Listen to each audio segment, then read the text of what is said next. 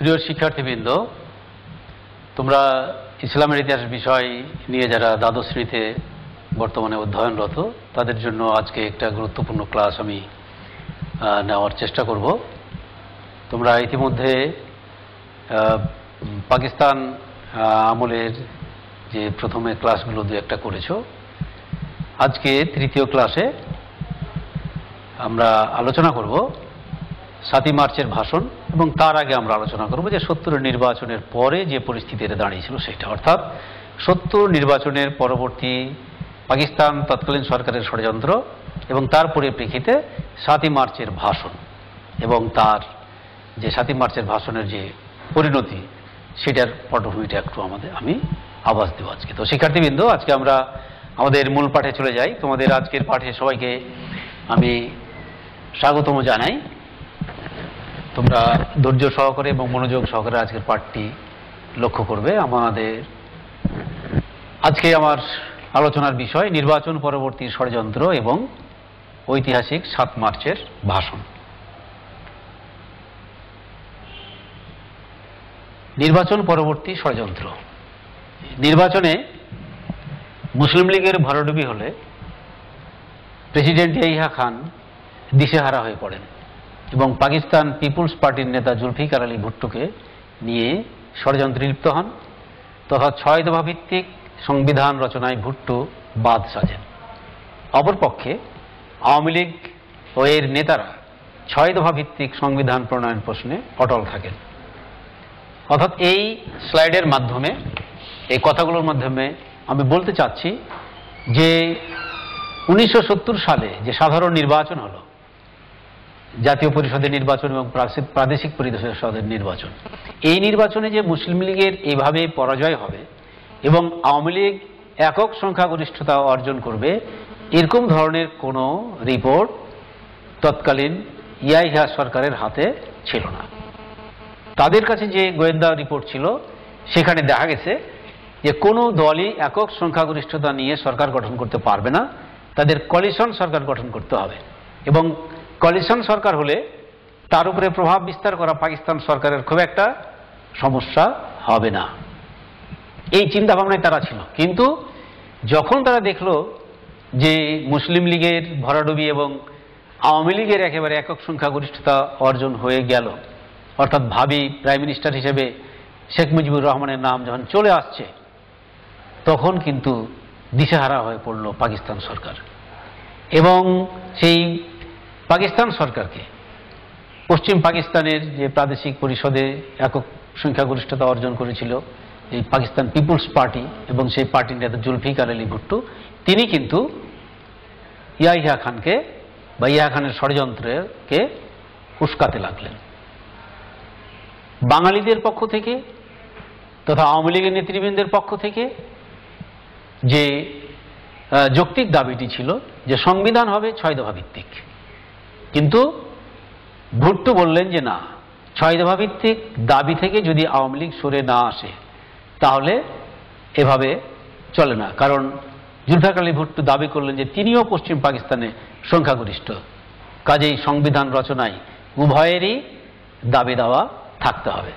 যার দরুন দেখা যায় যে প্রথমেই এই ভুট্টো ষড়যন্ত্রের জন্য জাল বিস্তার করা শুরু করলেন বা সরকারকে সহযোগিতা করা শুরু করলেন। আমরা ষড়যন্ত্র কি ধরনের হয়েছিল সেগুলা এখন দেখব। 1971 সালের 3রা জানুয়ারি আওয়ামী লীগ বুঝতে পারল, আওয়ামী লীগ নেতৃবৃন্দ, যে ষড়যন্ত্র হচ্ছে। কাজে ষড়যন্ত্র টের পেয়ে বঙ্গবন্ধুর নেতৃত্বে ঢাকার রেসকোর্স ময়দানে আওয়ামী লীগের প্রাদেশিক এবং জাতীয় পরিষদের নির্বাচিত সদস্যদের এক শপথ অনুষ্ঠান হল। অর্থাৎ শপথ নিলেন সাংসদরা যে তাদের যে বিজয় এবং বিজয়ের পরে যে অধিবেশনের যে ব্যাপার, তাদের হাতে ক্ষমতা ছেড়ে দেওয়ার ব্যাপার, সে ব্যাপারে ক্ষমতা সরকারকে তাদের হাতে ছেড়ে দিতে হবে, না হলে তারা একমত হয়ে তাদের দাবি আদায়ের জন্য কাজ করবেন। এই শপথ অনুষ্ঠানে ভীত হয়ে পাকিস্তান সরকার বা সরকারের তখন প্রেসিডেন্ট ইয়াহিয়া, তিনি পাকিস্তান থেকে, পশ্চিম পাকিস্তান থেকে পূর্ব পাকিস্তানে আসলেন, অর্থাৎ ঢাকায় আসলেন এবং আওয়ামী লীগের নেতা শেখ মুজিবুর রহমানের সাথে তিনি বৈঠক করলেন। তিনি বৈঠক করার পর যখন ঢাকা ত্যাগ করলেন, তার আগে তিনি সাংবাদিকদের বললেন যে বৈঠক অর্থাৎ শেখ মুজিবের সাথে বৈঠক সফল হয়েছে।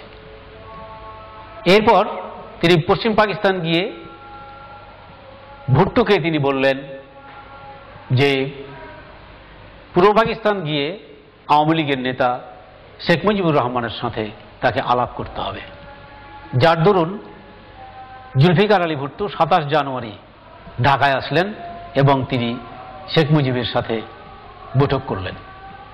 তিনিও সাংবাদিকদের জানিয়েছিলেন যখন পরের দিন 28 তারিখে তিনি ফিরে যাচ্ছেন যে আলোচনা সফল হয়েছে, ভালো আলোচনা হয়েছে এবং এখানেই শেষ নয়, ভালোর জন্য আরও আলোচনা হতে পারে, আলোচনার দরজা বন্ধ হয়ে যায়নি।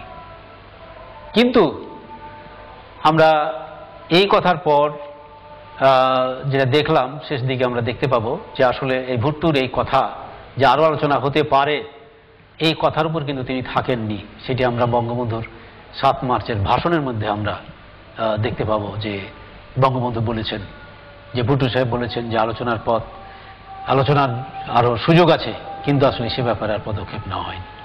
যাই হোক, যখন ফেব্রুয়ারি মাসের শেষের দিকে ইয়াহিয়া খান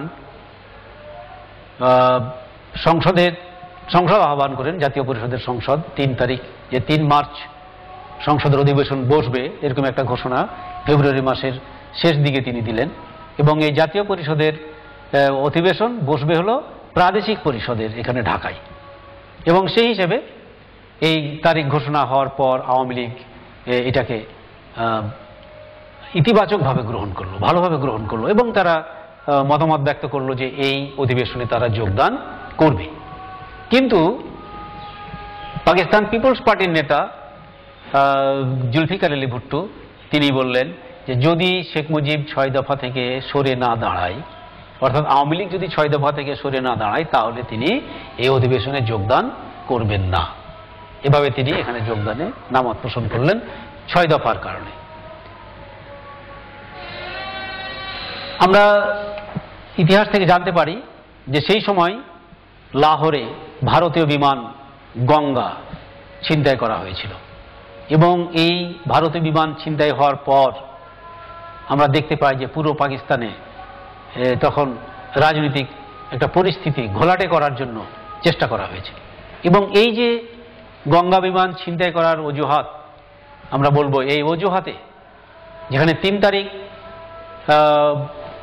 অধিবেশন আহ্বান করা হয়েছিল, সেই অধিবেশনকে 1 মার্চ সন্ধ্যা 6টায় এক বেতার ভাষণের মাধ্যমে প্রেসিডেন্ট ইয়াহিয়া খান কি করলেন, এই 3রা মার্চের অধিবেশনকে অনির্দিষ্টকালের জন্য স্থগিত ঘোষণা করলেন। অধিবেশন স্থগিত হলে পুরো পাকিস্তানে দেখা গেল কি যে একটা উত্তাল তরঙ্গ, জনগণ এটা কোনোভাবে মেনে নিতে চাচ্ছেন না। নেতৃবৃন্দ, আওয়ামী লীগের নেতৃবৃন্দ জনগণের এই মনোভাবকে পুঁজি করে কোনো রকমের উচ্ছৃঙ্খলতা দেখায়নি, বরং তখন শেখ মুজিবের নেতৃত্বে আওয়ামী লীগ অনেকটা ঠান্ডা থাকার চেষ্টা করেছে, তারা শান্ত থাকার চেষ্টা করেছে এবং নিয়ম মাফিক আগানোর চেষ্টা করেছে। তো এই যে 3 তারিখের অধিবেশন, আমরা জানতে পারি যে পশ্চিম পাকিস্তান থেকেও অন্য পার্টির, পিপুলস পার্টি ছাড়া অন্য পার্টির প্রায় 35 জন নেতৃবৃন্দ বা সাংসদ এসেছিলেন ঢাকায়। তারপরেও কিন্তু তারা অধিবেশনে যোগদান করতে পারলেন না, অধিবেশন স্থগিত হয়ে যাওয়ার কারণে। তো স্থগিত হয়ে গেল অধিবেশন। আওয়ামী লীগের পক্ষ থেকে কর্মসূচি ঘোষণা করা হলো যে 2 মার্চ ঢাকায় এবং 3 মার্চ সারা পুরো পাকিস্তানে হরতাল।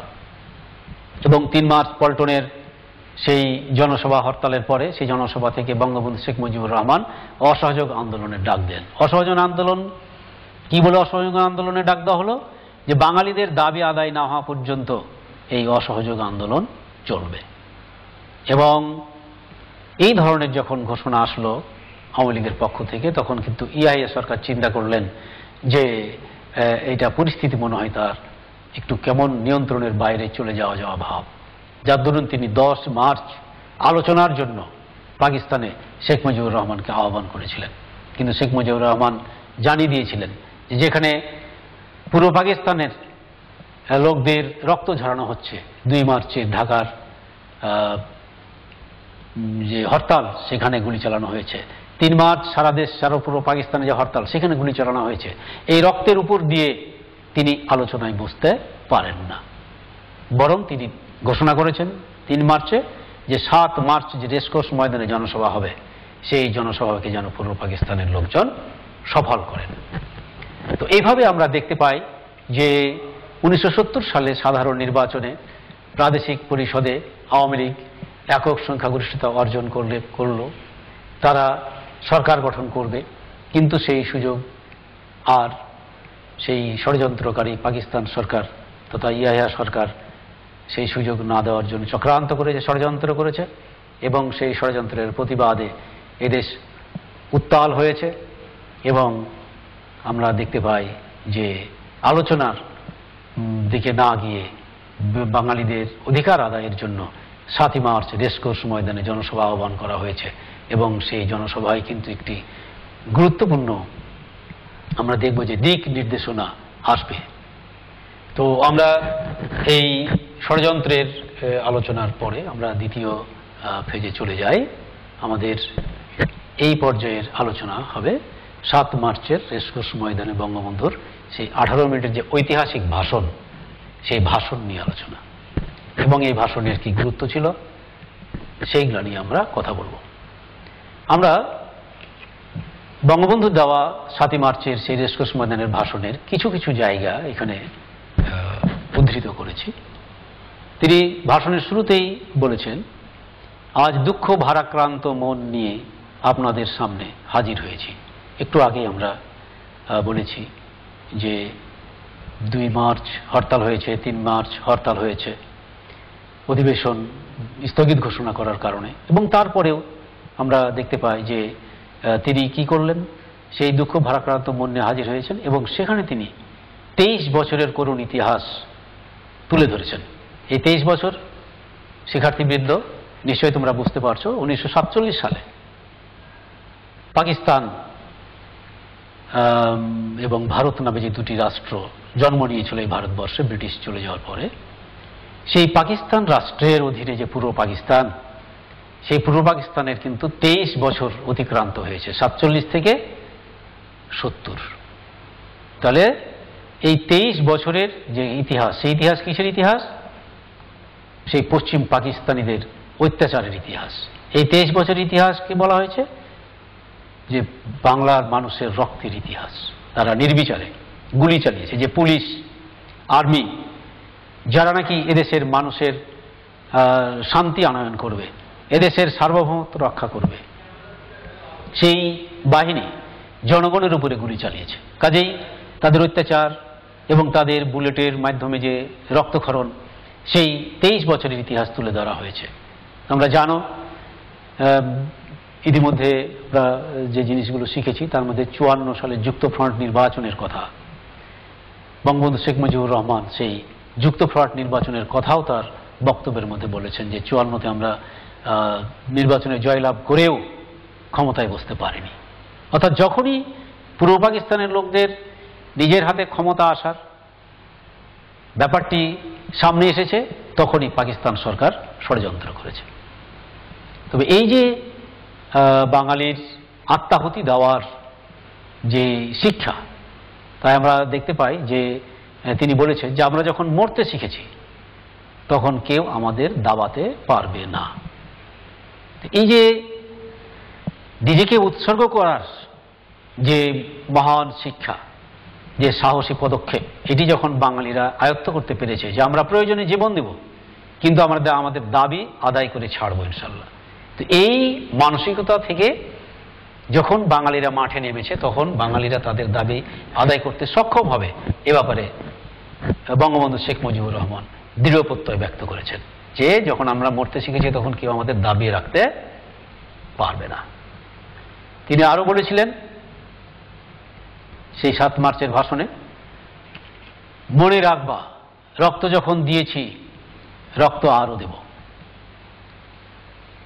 এর আগেও আরো কিছু কথা আছে যে তিনি ঘরে ঘরে দুর্গ গড়ে তোলার কথা বলেছেন, যে হুকুম যদি আমার দিবা, আমি হুকুম দিবার নাও পারি, তোমরা প্রস্তুত থাকবা, ঘরে ঘরে দুর্গ গড়ে তোলো, এবং আওয়ামী লীগের নেতৃত্বে এইসব সংগঠন তৈরি করার কথা বলা হয়েছিল। তিনি বলেছেন এদেশের মানুষকে মুক্ত করে ছাড়বো ইনশাল্লাহ। উদ্দেশ্যই ছিল পুরো পাকিস্তানের বাঙালির মুক্তি। কাজেই যা হয়েছে, যে দমন নিপীড়ন চলেছে, সেই দমন নিপীড়ন থেকে যদি আমাদের পরিত্রাণ পেতে হয়, তাহলে তিনি অনুভব করেছেন। সেই অনুভব থেকে বক্তব্যের শেষের দিকে বলেছেন তিনি, শেষে কি, এবারের সংগ্রাম আমাদের মুক্তির সংগ্রাম, এবারের সংগ্রাম স্বাধীনতার সংগ্রাম। তো এই যে এবারের সংগ্রাম মুক্তির সংগ্রাম, এবারের সংগ্রাম স্বাধীনতার সংগ্রাম, এইভাবেই তিনি কিন্তু পরোক্ষভাবে 7ই মার্চের ভাষণে এই বাংলাদেশের স্বাধীনতা ঘোষণা করেছেন। তিনি বুঝেছিলেন যে সরাসরি স্বাধীনতা ঘোষণা করলে হয়তোবা রাজনৈতিক পরিস্থিতি অন্যরকম হতে পারে। কাজেই তিনি পরোক্ষভাবেই স্বাধীনতার ঘোষণা করলেন, এবং আমরা নিঃসন্দেহে এই 7 মার্চের যে তার বক্তব্য এবং এই যে এবারের সংগ্রাম মুক্তির সংগ্রাম, এবারের সংগ্রাম স্বাধীনতার সংগ্রাম, আমরা এটিকে স্বাধীনতার ঘোষণা হিসেবেই ধরতে পারি। তারপরেও 26 মার্চ যে তিনি স্বাধীনতা ঘোষণা করেছিলেন আনুষ্ঠানিকভাবে, সেটি তো আমাদের হাতে আছেই। শিক্ষার্থীবৃন্দ, 7ই মার্চের ভাষণের তাৎপর্য সম্বন্ধে একটু তোমাদের সামনে বলি। 7ই মার্চের ভাষণ ছিল অত্যন্ত তাৎপর্যপূর্ণ।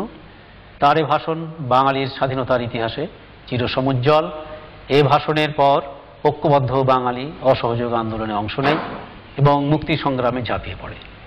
তার এই ভাষণ মুক্তিযুদ্ধের সময় স্বাধীন বাংলা বেতার কেন্দ্র থেকে বজ্রকণ্ঠ নামে প্রচারিত হয়, যা বাঙালি জাতিকে স্বাধীনতার জন্য অনুপ্রাণিত করে।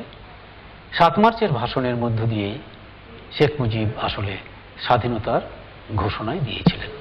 তো শিক্ষার্থীবৃন্দ, আমরা 7 মার্চের যে প্রেক্ষাপটে 7 মার্চের ভাষণ তিনি দিয়েছিলেন সেটিও আমরা জানলাম, এবং 7 মার্চে তিনি কি বলেছিলেন সেটাও বললাম, এবং আমরা বলার চেষ্টা করেছি, আমি বলার চেষ্টা করেছি তোমাদের, যে এই 7 মার্চের ভাষণ কেন এত গুরুত্বপূর্ণ। কারণ এই ভাষণের মধ্য দিয়েই দীর্ঘ 9 মাসের যে আমাদের স্বাধীনতার সংগ্রাম, সেই স্বাধীনতার সংগ্রামে মানুষের মধ্যে যে অনুপ্রেরণা জুগিয়েছিল এই 7 মার্চের ভাষণ, বজ্রকণ্ঠ নামে এটি প্রচারিত হতো। সুপ্রিয় শিক্ষার্থীবৃন্দ, আমরা আর একটি দিকের উন্মোচন করব 7ই মার্চের ভাষণ নিয়ে। 7ই মার্চের ভাষণ কিন্তু এখন বিশ্ব প্রামাণ্য ঐতিহ্য। আমরা যে 7ই মার্চের ভাষণ আমাদের কি এখন বিশ্ব প্রামাণ্য ঐতিহ্য। 1000 বছরের শ্রেষ্ঠ বাঙালি জাতির জনক বঙ্গবন্ধু শেখ মুজিবুর রহমানের প্রেরণাময় ভাষণ আজ বাংলাদেশের মহান মুক্তিযুদ্ধের অনন্য দলিলই নয়, বর্তমানে ভাষণ বিশ্বের নিপীড়িত নির্যাতিত মানুষের অধিকার আদায়ের সংগ্রামের ক্ষেত্রেও প্রযোজ্য। কারণ 30 অক্টোবর 2017 ইউনেস্কো বঙ্গবন্ধু 7 মার্চের ভাষণকে বিশ্বের ঐতিহাসিক প্রামাণ্য দলিল হিসেবে স্বীকৃতি দিয়েছে। কাজেই এটি যেমন আমাদের জন্য গৌরবের, আমাদের জন্য অহংকারের, তেমন এই ধরনের কথা নিপীড়িত বঞ্চিত মানুষের দাবি আদায়ের জন্য খুবই উপযোগী হিসেবে চিহ্নিত হয়েছে। তো শিক্ষার্থীবৃন্দ, আজকে আমরা দুটি দিক নিয়ে আলোচনা করলাম, 70 নির্বাচন পরবর্তী ষড়যন্ত্র এবং 7 মার্চের ভাষণ, এবং সেগুলোর বিষয়ে বিস্তারিত আলোচনা করি, তার পর্যালোচনা করে আমরা আমি দেখানোর চেষ্টা করেছি যে অনিবার্যভাবে 7ই মার্চ এসেছিল এবং 7ই মার্চে আমাদের স্বাধীনতার সূচনা করেছিল। বাড়ির কাজ হিসাবে আমি তোমাদের জন্য দিচ্ছি বঙ্গবন্ধুর 7 মার্চ ভাষণের তাৎপর্য আলোচনা করো। তোমরা বাড়ির কাজটি সুন্দরভাবে খাতায় লিখবে। তো শিক্ষার্থীবৃন্দ, আমি তোমাদের জন্য যে টপিক ঘোষণা করেছিলাম সেটির আনুষ্ঠানিকভাবে ক্লাস এখানে শেষ করছি। আমি আবারও তোমাদের সুস্বাস্থ্য কামনা করে এখানে শেষ করছি। আল্লাহ।